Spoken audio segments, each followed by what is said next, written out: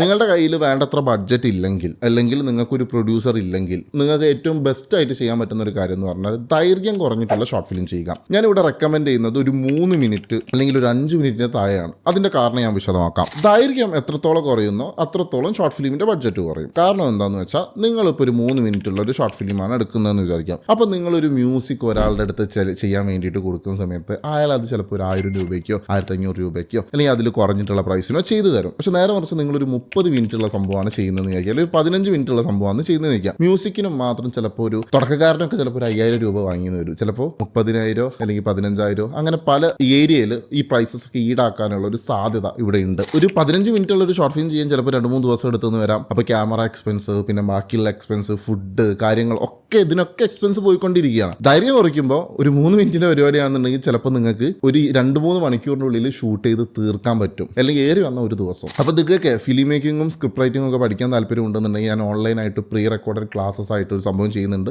ഈ താഴെ കാണുന്ന ഈ വാട്സപ്പ് നമ്പറിൽ കോൺടാക്ട് ചെയ്താൽ മതി. ഡീറ്റെയിൽസും ജോയിൻ ചെയ്യുന്ന കാര്യങ്ങളൊക്കെ നമ്മൾ അതിലൂടെ പറയുന്നുണ്ട്. അപ്പോൾ ബൈ.